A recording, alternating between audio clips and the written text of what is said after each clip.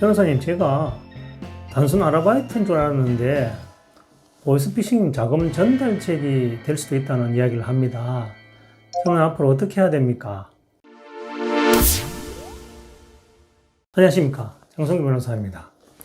오늘은 최근 제가 한 1년 동안 진행되었던 사건, 최근에 좋은 결과가 나와서 그 사건에 대한 리뷰를 해보는 시간을 가지면서 말도 많고 탈도 많은 보이스피싱 자금 전달책으로 오해를 받았다가 억울한 사정에서 벗어났던 그런 이야기를 해드리려고 합니다. 최근에 여러분들도 많은 기사를 접해서 아시겠습니다만 보이스피싱의 그 조직에서 사용하는 수법이 너무나 다양해서 심지어는 저희들 전문가들도 깜빡 속아 넘어갈 정도로 수법이 진화되어 있는 상태입니다.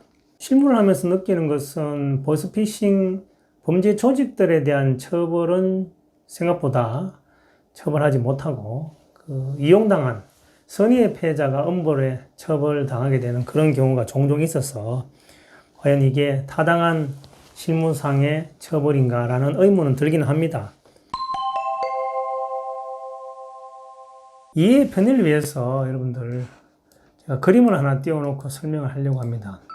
그 보이스피싱 조직들은 원칙적으로 이제 피해자를 상대로 해서 기망들을 하죠. 기망의 수단은 여러 가지입니다. 전화해서 기망하기도 하고 SNS를 하는 방법도 있고 또 어떤 경우에는 검사나 금감원을 사칭하기도 하고 또는 금융기관 직원을 사칭하면서 대환 대출을 해줄 테니까 일정 금원을 미리 갚아라고 하는 여러 가지 방법을 가지고 피해자들을 기망합니다. 그것이 1번이죠. 기망을 하면 보이스피싱 조직에서는 피해자에게서 이제 빼낸 돈을 자기들이 직접 받는 것이 아니라 위의 통장, 어떤 통장을 거쳐서 다시 조직으로 들어오게 하는 그런 구조를 만들어 두고 있거든요. 그럼 그림에서 2번 형태가 보면 이제 피해자가 자신이 자발적으로 어쨌든 어떠한 통장으로 송금을 합니다. 이번에 제가 처리한 사건이 바로 그 중간에 통장으로 이용당한 청년의 이야기인데요. 청년은 작년에 경찰로부터 한 통의 전화를 받습니다. 보이스피싱에 연루된 것 같으니까 경찰서 나와서 조사를 받으라 하는 거였죠. 그 청년도 마침 경찰이 전화 오기 전에 좀 이상한 경험을 해서 좀 찜찜하던 찰나에 경찰이 전화 와서 조사까지 받으라고 하니까 본인이 어떤 처지에 있는지, 상황이 어떻게 돌아가는 건지, 내가 어떤 위치에 있는지 정도는 알아봐야 되겠다 싶어서 이제 상담을 먼저 진행했죠. 그 청년과 제가 만나서 얘기를 들어보니까 청년은 이제 아르바이트 자리를 구하고 있었는데 정상적인 구직 사이트, 알바 땡땡인가요?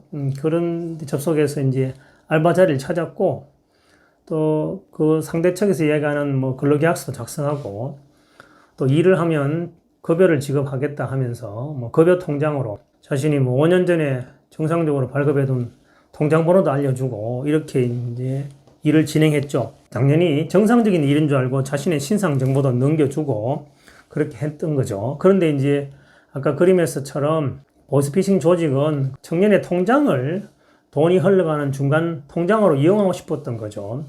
보이스피싱 조직은 청년으로 하여금 자신들을 완전히 믿게 해둔 상태였으니까 청년은 이제 깜빡 속고 그 당시로는 전혀 몰랐죠.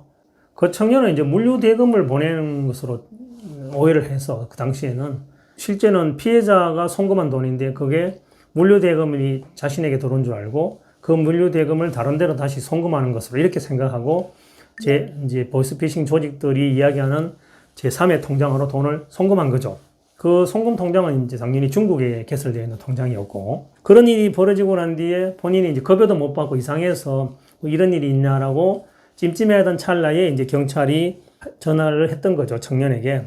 경찰은 처음에는 이제 그 청년이 이제 용돈을 벌기 위해서 보이스피싱 범죄 조직에게 그 통장을 넘겨줬거나 아니면 피해자로부터 받은 돈을 수당 형식으로 일부 나눠 먹기 하는 형식으로 하는 사기꾼이 아니냐, 사기 범죄 공범이 아니냐로 이렇게 이제 혐의를 두고 조사를 강도 높게 시작했죠. 경찰은 이제 그 청년의 보이스피싱의 공범이거나 최소한 방조범이 아니냐 혐의를 두고 조사를 하니까 그 청년과 저희 이제 변호인은 이제 그 청년이 이 사건에 개입하게 된 경위라든지 또 동기, 그 다음에 그 자신의 통장으로 들어온 돈을 보이스피싱 조직이 지정하는 계좌로 송금하게 된 경위, 이유, 이런 구체적 사실관계 등등을 하나부터 열까지 좀 파악을 했죠. 그리고 거기다가 이제 객관적인 근거, 왜 그렇게 했는지 여부를 경찰을 설득할 수 있는 그런 객관적인 증거들을 찾았죠. 그래서 그 청년은 그야말로 보이스피싱의 공범이 아니라 또 보이스피싱의 방조가 아니라 그냥 선량한 시민의 한 사람이었다는 것을 계속적으로 부각시켰죠. 근데 처음에는 또 수사기관은 이 청년이 마치 이제 피해자를 가장한 거 아니냐. 실제로는 보이스피싱을 방조하거나 공범이었으면서도 나중에 그걸 모면하기 위해서 피해자 코스프레 하고 있는 거 아닌가 여부를 또 해서 다각도로 조사를 좀 사실 많이 했어요. 그 사건의 결론이 빨리 나지 않아서 뭐 그 청년은 좀 불안한 시간을 보낸 거는 사실입니다. 그런데 결국은 이 보이스피싱 조직에 이용당한 점이 어느 정도 밝혀졌고, 그래서 결국은 수사기관도 무혐의로 그 사건을 마무리하는 결론을 내렸습니다. 그 결론을 받은 것이 이제 최근에 이제 불송치 결정서라고 피해자에 대한 그 금융실명법 위반 방조 혐의도 증거 불충분해서 혐의 없다 이렇게 해서 결론을 내려줬습니다. 세상을 살아가다 보면 별의별 경험을 다 경험하게 되죠. 또 요즘은 보이스피싱과 관련된 사건들이 워낙 많기 때문에 얼마나 많으냐 하면 이제는 그 관련 피해 예방하는 차원에서 영화까지 제작됐거든요. 보이스라는 영화인가요? 최근에 개봉된 것 같던데. 한서준 씨 와이프 되십니까? 여기는 부산 중부 경찰서인데요.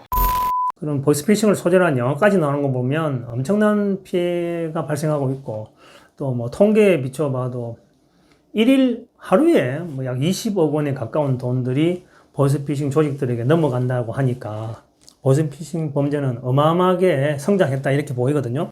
그러다 보니까 이런 사건에 휘말리기도 합니다. 제 주변 사람들에도 지난주인가요? 그동안 모아놨던 돈 한 5천만 원 정도 보이스피싱 범들에게 속아서 넘겨준 분도 있고, 또 후배의 아버지도 금감원 직원이라고 그래가지고 자기 돈 보관해준다고 해서 속아서 2,500만 원 그냥 수거책한테 돈을 넘겨줘서 피해 입기도 하고, 심지어는 제 주변에 있는 변호사분들도 URL인가요? URL 보내는 그 부분을 착각해서 거기에 이제 그 사람들이 하라는 대로 할 뻔하다가 이건 아닌 것 같다 해서 중간에 스탑해서 그 금융 피해를 막았던 그런 사례들이 제 주변에도 이제 많이 있거든요. 실제 뭐 사건으로 상담을 오거나 의뢰하는 분들뿐만 아니라 제 주변 사람들도 피해를 입고 있는 상황이 지금 벌어지고 있어서 참 안타깝습니다. 그런데 이제 이런 사건들에 휘말리게 되는 경우에 만약에 주의해야 할 점을 몇 가지 좀 알려드리려고 합니다. 우선은 자신이 처해져 있는 현재 상태를 정확하게 알 필요가 있습니다. 우왕좌왕하거든요. 경찰로부터 전화를 받으면 나는 도대체 내가 생각하기엔 피해자 같은데 왜 경찰이 나에게 전화하지? 근데 경찰은 혐의점을 두고 있기 때문에 전화한 거거든요. 그래서 자신의 현재 위치가 어디 위치에 있는지는 먼저 파악할 필요가 있는 것 같고, 그 다음에 또 수사기관의 그 의심에 대해서 만약 나는 억울합니다. 선량한 시민이었는데 내가 이용당했습니다. 이렇게 이제 변명할 것이 아니라 자신을 위기에서 살려줄 그런 객관적인 자료, 증거들을 찾는 것도 중요하죠. 자신들이 그 보이스피싱 조직들과 나눈 대화 내용이라든지 통화 내용, 이런 것들을 어쨌든 최대한 수집을 해봐야 됩니다. 또 그리고 이제 자신이 겪었던 그 경험, 사실하고 그 증거에 입각해서 수사기관을 이제는 설득해 나가야 되죠. 수사기관은 혐의점을 두고 조사를 하는 주체입니다만, 그 수사기관으로 하여금 사실이 배추어서 이 사람은 보이스피싱 범들과 공범 관계가 있거나 방조 관계가 아니라는 것을 설득해 나가는 과정을 거쳐야 되겠죠. 그거는 뭐 전문가의 조력을 받거나 본인이 스스로 할 수도 있겠죠. 그리고 또 하나는 이제 절대로 조바심을 내면 안 됩니다. 물론 뭐 생각지도 못한 사건이 연루되어서 억울해서 발을 동동 구르기도 하죠.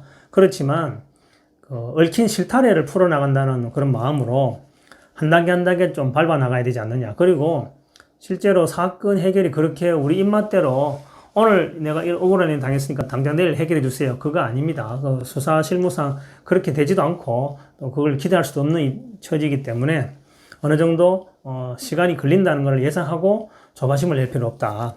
근데 이제 그 중에서도 가장 이제 제가 중요한 거라고 만약에 뽑으라 그러면 첫 번째 얘기한 자신의 처지를 정확하게 이해하는 것이 제일 우선돼야 되지 않을까 싶습니다. 뭐 비유를 해드리면 등산을 하다가 뭐 길을 잃어버려서 조난을 당했다 하겠습니다. 그럼 등산객이 해야 할 일이 뭘까요?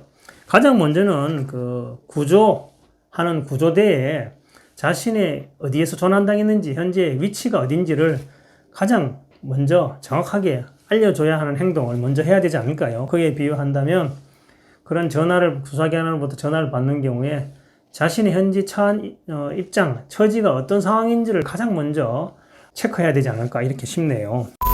오늘은 그 보이스피싱 자금 전달책으로 오해를 받아서 수사까지 받고 자신의 억울함을 푸는 그런 청년의 사례를 소개해 드렸습니다만 최근에 그와 비슷한 일은 너무나 많이 있는 것 같습니다. 주의를 필요로 하는 것 같고요. 오늘도 마무리 멘트를 한다면 보이스피싱 조직은 대부분 중국에 소재하고 있죠. 수많은 조직원들을 모아서 역할 분담, 진짜 톱니바퀴 돌아가는 식으로 조직적으로 점조직으로 활동을 해서 국내에 피해자들을 많이 발생시키는 게 현실입니다. 조직의 주도자들, 주모자들은 처벌하지 못하고 그 꼬리들만 강하게 처벌받고 있는 현실이 좀 안타깝긴 합니다. 그렇지만 그 꼬리로 의심을 받아서 처벌받는 일, 또 꼬리로 오해를 받는 일은 없어야 되지 않을까 그렇게 생각됩니다. 조금만 더 주의를 기울여서 금전적인 피해를 입지 않도록 했으면 좋겠습니다. 제 얘기를 들어주셔서 감사합니다. 장성규였습니다.